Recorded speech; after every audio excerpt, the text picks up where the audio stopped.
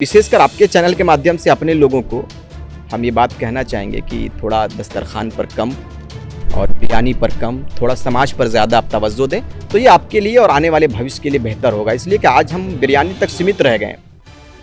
नमस्कार, मैं सब आप देख रहे हैं N4 न्यूज़ भारत। आपको बता दें 1932 और खतियान के मामलों में कई नेता उभर कर आए और उन नेता में कई सर्वश्रेष्ठ लोग भी सामने आए हैं। अब हमारे साथ जो शख्स जुड़े हुए हैं उन्हीं में से एक है। इनका नाम है रिजवान क्रांतिकारी। क्रांति लाने में इनका बहुत बड़ा भागीदारी है। इनसे आपकी बातचीत करवाएंगे और जानेंगे कि रिजवान जी की कहानी क्या है, कैसे रिजवान क्रांतिकारी बन गए। अगर टाइलन के स्टाइल में पूछे तो कौन है रिजवान, आप बताएंगे? रिजवान एक नॉर्मल किसान घर का बेटा है और आप देख सकते हैं अभी सुबह से लगातार लोगों के बीच में है। हमारे बीच में अभी जस्ट बोकारो से कुछ लोग आए, इससे सुबह में रामगढ़ के लोग आए थे और तमाम लोगों के बीच में जो भी बातें हो रही, चूँकि हम लोग छात्र थे, हम लोग अभी भी छात्र हैं और हम लोग क्रांतिकारी विचारधारा दिल में उत्पन्न इसलिए हुई कि हमने देखा कि लगातार हमारे लोग 22 वर्ष से ठगे हुए हैं और इस रूप में ठगे हैं कि मैम आप देखी होंगी कि यहाँ तक कि सुसाइड का नौबत आ जाता है। इसलिए सुसाइड का नौबत आ जाता है कि उनका ज़मीन अधिकृत करके कई पीढ़ियों से रखा हुआ, लेकिन अब तक उनको मुआवजा नहीं मिले। तमाम कंडीशन पर हम लोगों ने जब मूल्यांकन किया तो अपने अंदर एक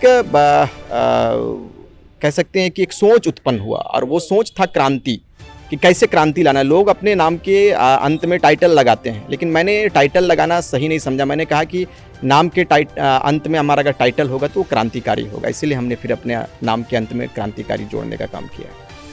कितने वर्षों का आप लोगों का ये प्रयास रहा, इस क्रांतिकारी जो आपका चल रहा है, ये क्रांति कितने वर्षों का रहा है? अभी तो हम लोग आप यूँ समझ सकते हैं कि हमारी आंदोलन की शुरुआत 1.5 वर्ष पहले हुई थी और 1.5 वर्ष जब शुरुआती दौर थी तो हम लोगों ने ये कभी कल्पना नहीं किया था कि हम लोग राज्य के लिए आएंगे और राज्य के लोगों ने हम लोगों के कंधों के ऊपर इतनी बड़ी जिम्मेदारी देने की सोच को ठान रखा है। ये हम लोगों ने कभी सोचा भी नहीं था, लेकिन हमारा प्रयास था कि हम बेहतर करेंगे और राज्य के हित में बेहतर करेंगे और तमाम लोगों का आशीर्वाद प्राप्त हुआ। हम लोग आज बेहतर के लिए आगे आए और आप देख सकते हैं जयराम महतो जी हों, चाहे और भी हमारे कई एक साथी हैं जिन्होंने अग्रणी भूमिका दिया है अपने लोगों के बीच में जाकर के। हमारे सोए हुए झारखंड के जो लोग हैं, किसान मजदूर परिवार से जो हुए हैं, उन तक कैसे जागरूकता पहुँचे, जागरूकता अभियान कैसे उन तक पहुँचे और वो मुख्य धारा से कैसे जुड़े। तो हम लोगों ने जब आंदोलन की शुरुआत की तो भाषा से हमारी शुरुआत हुई थी और भाषा से होते होते लड़ाई हम खतियान तक पहुंचा और अपने परिचय को हम लोगों ने मांगना शुरू कर दिया।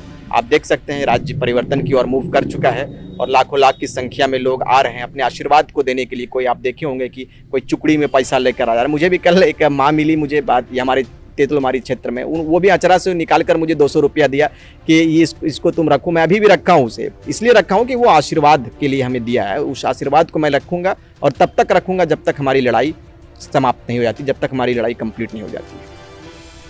जिससे बात करते हैं क्रांति की, ये सारी चीज़ें तो आती रहती हैं, लेकिन जब सभा होती हैं, सभाएं होती हैं तो जयराम जी के नाम पर बहुत क्रेज़ दिखता है। आप कई ऐसे सभाएं हुई हैं जिनमें आप मौजूद नहीं रहे, क्या रीज़न? देखिए, सारे लोगों की उपस्थिति कोई ज़रूरी नहीं कि हर सभा में हो। हमारी उपस्थिति रहती है। फिलहाल जिस तरह से हम लोगों ने काम की शुरुआत करी है और जिस तरह से जातीय समीकरण का जो जुड़ना होता है वो कहीं ना कहीं दिख नहीं रहा था, लेकिन अब लोगों के बीच में दिख रहा है। उसी बीच में हमने भी अपने मुस्लिम भाइयों के बीच में जाकर इस लड़ाई को बताने का काम किया है और कहा है हमने अपने लोगों से कि जिस तरह से देश की आज़ादी में आपके समाज के लोगों ने, मुस्लिम वर्ग के लोगों ने बढ़ चढ़कर हिस्सा लिया है देश की आज़ादी में, चाहे फिर राज्य के विभाजन की बात हो तो बिरसा मुंडा के समय में अंग्रेज़ों से यदि मुकाबला की बात हो तो शहीद शेख भिखारी ने अपने योगदान को दिया। उसी तरह से आज खतियान की लड़ाई बिल्कुल आसमान पर है और सारे लोगों के बीच में चर्चा का विषय है कि आखिर खतियान की जो लड़ाई है इसमें हमारे लोग कैसे आएंगे। तो उसी बीच में हमने अपने लोगों के साथ में काम किया और अपने लोगों को एक प्लेटफॉर्म से जोड़ने का काम किया और आगे भी इस पर हम लोग बेहतर रूप से काम करेंगे। तो अभी फ़िलहाल जाति पर हम लोग इसलिए फोकस कर रहे हैं कि तमाम जातियों की भागीदारी इस लड़ाई में सुनिश्चित होना चाहिए। इसीलिए हम अभी नहीं दिखते हैं कि हम अपने लोगों के बीच में हम काम कर रहे हैं और जब समय आएगा तो हम लोग एक बड़ी तस्वीर देने का काम करेंगे राज्यवासियों। क्या है कि बीच में एक कहीं ना कहीं एक अंश नज़र आ रहा था जिसमें लोग कह रहे थे कि JB-KSS जो है महतो का ग्रुप का संगठन कर रही है और इसमें यूनिटी नहीं नज़र आ रहा है। इस पर आप क्या कमेंट करेंगे? देखिए, ये लोगों की सोच है और लोग के सोच पर मुझे ज़्यादा टिप्पणी करना मैं सही नहीं समझता हूँ। महतो ज़्यादा दिख रहे हैं या मांझी ज़्यादा दिख रहे हैं या मुस्लिम ज़्यादा दिख रहे हैं, ये उन लोगों की सोच है। मैं जहाँ तक मानता हूँ कि अगर महतो समाज ने लीडरशिप तैयार किया है या इस आंदोलन को धार दिया है तो जाहिर सी बात है कि उनके समुदाय के लोग ज़्यादा दिखेंगे ही। आप क्यों नहीं थे? बहुत सारे लोगों ने कहा कि जयराम जी महतो समाज से हैं, वो लीडर बन रहे हैं। अरे भाई, आपको लीडरशिप करना चाहिए था ना, जनता आपको स्वीकार करती। मैं किसी की आलोचना नहीं करता हूँ। राज्य हित में अगर कोई आगे बढ़ा है तो उनको सराहनीय, उनको पीठ थपथपाना चाहिए, उनका मनोबल को तोड़ना नहीं चाहिए, उनके मनोबल को बढ़ाना चाहिए। चाहे रिजवान हो, जयराम हो या अन्य कोई हो, उनके मनोबल को गिराना नहीं चाहिए, क्योंकि राज्य के हित में वो काम कर रहे हैं। राज्य के हित में अब तक नियमावली नहीं बनी है, तभी तो राज्य के लोग विरोध कर रहे हैं। आज से पहले क्यों नहीं विरोध हो रहा था? आपने 22 वर्षों में सिर्फ राज्यवासियों को ठगने का काम किया, यहाँ के जमीनों को लूटने का काम किया है, यहाँ के लोगों को विस्थापन का दर्द दिया है। इन तमाम बिंदुओं पर अगर आप बात करेंगे तो हमारा आंदोलन जायज़ है, हम लोग हैं। और रही बात कि सभा में क्यों नहीं दिखता है महतो के अलावा कुछ लोग दिखते हैं, इस पर भी तैयारी चल रही है। सारे लोग आएंगे, मुस्लिम वर्ग के लोग भी आएंगे। हमारी मेहनत लगातार जारी है और हमारा लगातार दौर बैठने का, लोगों के साथ बैठना हो रहा है, चर्चा परिचर्चा का दौर लगातार जारी है। बेहतर हम लोग तस्वीर देने का एक प्रयास करेंगे। जैसे इलेक्शंस आने वाले हैं, 2024 के चुनाव को लेकर काफ़ी क्रेज़ अभी से मचा हुआ है और लोगों का एक ही सवाल है, अगर 2024 का चुनाव आता है और आप लोग विजेता होते हैं तो कौन से ऐसे कुछ पॉइंट्स हैं जिन पे आपका पहला टारगेट रहने वाला है कि इन चीज़ों को करना है? ऐसे कम से कम कोई 4 पॉइंट बता दीजिए। सबसे पहले तो मैम हम लोग ज़मीन पर बात करेंगे। जो आपने भी सुना, हमारे पूर्व वक्ताओं ने, पूर्व क्रांतिकारियों ने कहा है कि ज़मीन पर बात होगी, इसलिए कि ज़मीन हमारा है मैम, और ज़मीनों को लूटने का काम बाहर के लोग कर रहे हैं। CNT-SP एक्ट कानून बनता है, अंग्रेज़ों ने जो कानून को बनाया था, ये किस लिए बनाया था? यहाँ के आदिवासियों, मूलवासियों की ज़मीनों को सुरक्षित रखने के लिए, संरक्षण देने के लिए। लेकिन आज देख लो, आप रांची चले जाओ, हजारीबाग चले जाओ, बोकारो चले जाओ, हमारे धनबाद चले जाओ, आपको पता चलेगा कि यहाँ के ज़मीनों पर बाहर के लोगों का अधिकार है। ये क्यों हो रहा है? जमीन हमारी है, अधिकार भी हमें मिलना चाहिए, यहाँ के मूलवासियोयों को मिलना चाहिए, आदिवासियों को मिलना चाहिए। लेकिन आप लगातार देखोगे कि CNT-SP एक्ट का उल्लंघन हो रहा है। रांची में जो बिल्डिंग्स बन रही है, जमीन आदिवासी भाइयों की जमीन पर बन रही है, मूलवासी की जमीन पर लगातार बिल्डिंग्स पर बिल्डिंग्स खड़े हो रहे हैं। लेकिन उनके दर्द को कौन समझेगा? हम लोग सबसे पहले जमीन पर बात करेंगे, फिर पलायन पर बात करेंगे। पलायन क्यों इतना अधिक पलायन है हमारे राज्य में? आप देखोगे हमारे जिस क्षेत्र में अभी आप खड़े हो, ये इनके बगल में गिरिडीह जिला आता है। गिरिडीह जिला से अगर आप देखोगे तो 5 लाख की आबादी वाले एक बड़ी आबादी पलायन कर चुकी है। हमारा पूरा जिला लगभग खाली हो चुका है, युवा नजर नहीं आते हैं। तो इन तमाम मुद्दों पर अगर आप बात करोगे तो सबसे पहले हम लोग पलायन पर बात करेंगे। और हमारी अगर सरकार बनती है राज्य में आने वाले समय में, सबका आशीर्वाद, सबकी दुआ अगर रहती है और युवाओं की सरकार बनती है, तो सबसे पहले हम लोग मुख्य रूप से जमीन पर बात करेंगे, पलायन पर बात करेंगे और महिलाओं पर बात करेंगे। क्योंकि अभी आप देखेंगे अधिकतर महिलाएं हमारे पलायन कर चुकी है, किसी के घर की नौकरानी, किसी की दाई बनकर बैठी हुई हैं। ये इन तमाम बिंदुओं पर हम लोग बात करेंगे। सबसे पहले जमीन पर, फिर हम लोग पलायन पर, फिर महिला के ऊपर बात करेंगे और हमारे रोजगार पर बात करेंगे, विस्थापन पर बात करेंगे और चिकित्सक पर बात करेंगे। ये 4-5 जो हमारा मेन पॉइंट है, हम लोग इस पर मैप तैयार कर रहे हैं और पूरा इस पर ड्राफ्टिंग हो रहा है। हम लोग इस पर बात करेंगे और हमारी सरकार बनती है तो मुख्य ये 4-5 बिंदु हम लोग इस पर फोकस ज़्यादा रहेगा। आप एक मुसलमान हैं, मुसलमान कम्युनिटी की तरफ से एक सवाल मेरा रहेगा, क्या लगता है क्यों मुसलमान अभी भी एक पिछड़े वर्ग में चुना जाता है या उस तरीके से देखा नहीं जाता जिस तरीके से बाकी कम्युनिटीज़ आगे बढ़ रही हैं? देखिए, कहीं ना कहीं आप देखे होंगे कि हमारे मुस्लिम वर्ग में राजनीतिक की कमी है और हमारे लोगों ने सिर्फ मेहमान नवाजी किया है। अगर आप आगे आते हो तो आपको लीडर बनाते हैं, ये हमारे लोगों की शुरू से आदत रही है। लेकिन अब हमारे लोग भी इस पर जागरूक हो रहे हैं और लगातार जिस तरह से हमारी एक दूसरे से कॉम्बिनेशन बैठ रहा, हमारे उलमाओं से भी हमने बात किया, हमारे मौलानाओं से भी बात किया और जनप्रतिनिधि जो अभी चुनकर गए उन लोगों से भी बात किया कि आखिर आपकी 55 लाख आबादी है, लेकिन आपके लोग कहीं राजनीतिक में सक्रिय नहीं दिखते हैं या आंदोलन होता उसमें सक्रिय नहीं दिखते हैं। क्या कारण रहा है? तो अक्सर लोग आंदोलन से और राजनीतिकरण से अभी दूर है मुस्लिम, लेकिन फिर भी इस पर हम लोग प्रयास कर रहे हैं, बेहतर रूप से प्रयास कर रहे हैं। हमारी पूरी संगठन इस पर लगी हुई है और आज कल परसों जब भी हो हम अपने लोगों को लाएंगे और मुख्य धारा से जोड़ने का काम करेंगे। और दूसरी बात है कि हम लोग लगातार बात कर रहे हैं और लगातार अपने लोगों से बात करके एक दूसरे की जो राय है उन रायों को एकत्रित हम लोग कर रहे हैं, एक जगह पर कर रहे हैं और उस पर हम लोग विचार करके कि आगे की रूपरेखा कैसी होगी और मुस्लिमों में कैसे इच्छा जाहिर होगी कि हमें भी चुनाव में आना है, हमें भी समाज में अपनी भागीदारी सुनिश्चित करना चाहिए। तो अब विशेषकर आपके चैनल के माध्यम से अपने लोगों को हम ये बात कहना चाहेंगे कि थोड़ा दस्तरखान पर कम और बिरयानी पर कम, थोड़ा समाज पर ज़्यादा आप तवज्जो दें, तो ये आपके लिए और आने वाले भविष्य के लिए बेहतर होगा। इसलिए कि आज हम बिरयानी तक सीमित रह गए।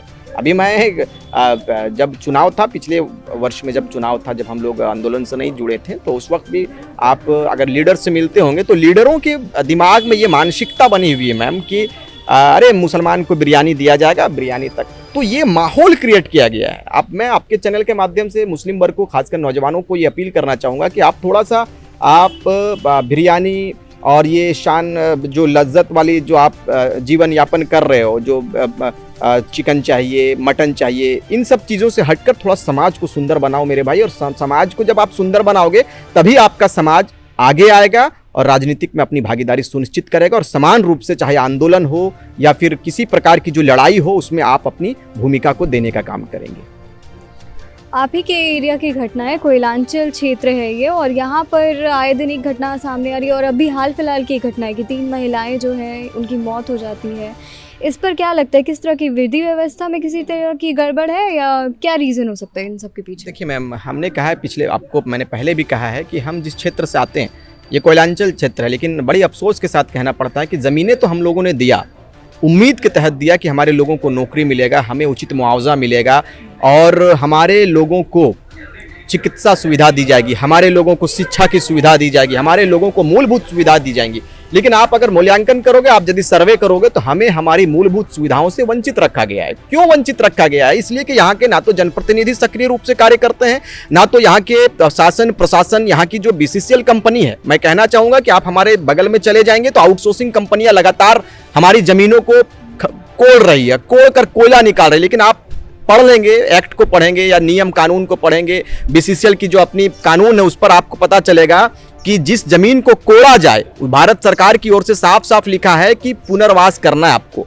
उस जगह को भरकर समतल करना है और किस किसान की जमीन को आपने कोयला निकालने के लिए लिया है, उस जमीन को भरकर देना है किसान को, कृषि लायक, कृषि योग्य जमीन बनाकर पुनः आपको किसान को वापस करना है। लेकिन इन तमाम बिंदुओं पर मैं चाहूंगा कि आप जाकर देखेंगे हमारे बगल में कि कैसे जमीनों को कोड़ कर रख दिया गया है। हमारे मवेशी यदि चरने भी जाएंगे और उस ओर यदि चले जाते हैं तो मुझे लगता है कि मवेशी भी, जिस तरह से हमारी महिलाएं, हमारी जो बगल की महिला थी दबकर मर गई, हमारे मवेशी भी दबकर मर जाते हैं, पता नहीं चल पाता कि हमारी मवेशी गए कहाँ। तो हम लोग किसान घर से संबंध रखते हैं मैम, लेकिन लगातार हमें ठगा जा रहा है। क्यों ठगा जा रहा है? क्योंकि यहाँ पर अभी शासन, अभी आपने देखा कि 3 महिलाओं की जो मौत हो जाती है, दर्दनाक मौत हो जाती है। ये इंटरनेशनल मामला था, नेशनल मामला था, लेकिन इसको दबा दिया गया। ये राज्य का भी मामला नहीं बन पाया। इस पर संज्ञान लेना चाहिए राज्यवासियों को कि जिसकी ज़मीन है उसे मुआवजा के साथ साथ शिक्षा व्यवस्था भी देना है, चिकित्सक व्यवस्था भी देना है और जो मूलभूत सुविधा उनको आपको देना होगा।